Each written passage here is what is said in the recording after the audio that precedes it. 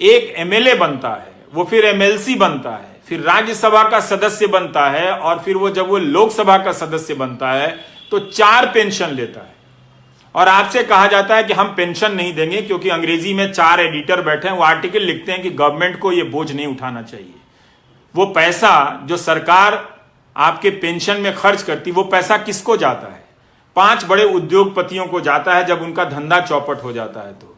तो सरकार जनता का टैक्स लेकर जनता का पालन पोषण ना करे और 4 उद्योगपति का धंधा डूब जाए तो उनको 5 लाख करोड़ दे और 2.5 लाख करोड़ आपके पेंशन पर खर्च ना करे। और कहा जाता है कि आप एनपीएस में निवेश करें। क्या हम और आप एक ही योग्यता रखते हैं? मान लीजिए कि मेरे पास 10,000 है और आपके पास भी 10,000 है, यहां पे 100 लोग हैं, सबके पास 10-10 हजार है। क्या सभी लोग बराबर क्षमता रखते हैं शेयर बाजार में निवेश कर अपने निवेश को बढ़ाने की? उनमें वो क्षमता है, दृष्टि है? मुझ में तो नहीं है, बहुत सारे लोगों में नहीं होगी। क्या उनको छोड़ा जा सकता है? इसलिए आपकी मेहनत की कमाई टूटती जा रही है और यह प्रक्रिया चली आ रही है लंबे समय से। इसी का नतीजा यह हुआ है कि हम आज इस मोड़ पर पहुंचे हैं कि हमारी अर्थव्यवस्था ठप हुई है, नौजवान बेरोजगार हो गया है। तो आपकी जो नौकरी है वो व्यापक आर्थिक नीतियों से जुड़ी हुई है। अगर आप इसको नहीं लाएंगे बहस के केंद्र में, इसे मुद्दा नहीं बनाएंगे, इस पर आप अपने आप को नहीं आजमाएंगे, तो मेरे दोस्तों, ये बीच बीच में मेरी 40,000 की नौकरी, मेरी 50,000 सदस्यों की नौकरी, इसको लेकर आप लड़ते रह जाओगे। कोई फायदा नहीं होगा। 17 सितंबर को आपने इतना बड़ा आंदोलन किया, कोई फायदा नहीं हुआ। आप मेरी बात को सुनो, मेरे बारे में जो अफवाहें फैला रहे हैं वो फैलाते रहें।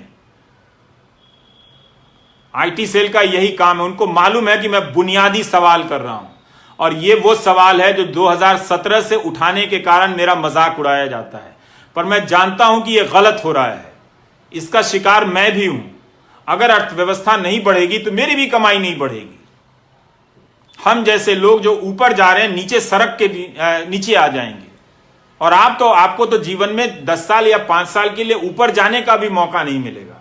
मुझे तो मिला भी, लेकिन मेरे जैसे बहुत कम लोग हैं और आप जैसे जो मुझसे ज्यादा काबिल हैं, आप लोगों को एक सिस्टम की नीतियों के तहत बर्बाद किया गया। आप समझिए इस बात को। आपको जिसका भी समर्थक रहना है बनिए, लेकिन रोजगार के सवाल पर जुनून पैदा कीजिए, धर्म के सवाल पर नहीं, जाति के सवाल पर नहीं, वरना आप बेरोजगारी के दौर से गुजरते हुए बुढ़ापे में जाएंगे और तब आपके लिए वो 1,000 रुपए सामाजिक सुरक्षा के लिए होंगे, जिसे प्रधानमंत्री ऐसे बताते हैं जैसे 1 करोड़ रुपए उनकी झोली में डाल दिया हो। अपना पेंशन बता दें विधायकों का या सांसदों का, उसकी तुलना में अब आप और हम रिटायर होंगे तो 5,000 रुपया पेंशन नहीं होगा हमारा। हम कैसे जिएंगे, ये हमारा सवाल है। ऐसा नहीं है कि सरकार के पास पैसा नहीं है। अगर सरकार 10-10 लाख करोड़ रुपए बड़े उद्योगपतियों के बेलआउट पे खर्च कर सकती है, जो संख्या में सिर्फ 10 होते हैं या 100 होते हैं, तो सारे सरकारी कर्मचारियों को सरकार पेंशन दे सकती है। आपने 20 साल का यह दौर बिना पेंशन का देख लिया। कई लोगों ने जो ग्रामीण डाक सेवा में काम करते हैं, उनके किसी एक बच्चा बाहर के देश में नौकरी करता था, उसने लिखा कि यह समस्या बहुत बड़ी है, हमारे पिताजी और उनके दोस्तों का की पेंशन नहीं आ रही है, आप उठाइए। ये 2018 की बात होगी या 19 की बात होगी। तो मैं इस विभाग को नहीं जानता था, तो उस लड़के ने कहा कि मैं न्यूजीलैंड या कहीं हूं तो मैं कमाकर अपने पिता को भेज देता हूं। पर उन्हें बहुत शर्मिंदगी होती है कि सरकारी नौकरी में 40 साल रहने के बाद भी बुनियादी जरूरतों के लिए बेटे पर निर्भर हैं। अच्छी बात है कि उनका बेटा भेज देता है, पर बहुतों के घर में ऐसी परिस्थितियां नहीं होंगी। उन्होंने बताया कि उनके पिता के कई दोस्त गरीबी में मर गए, इलाज की कमी के कारण मर गए।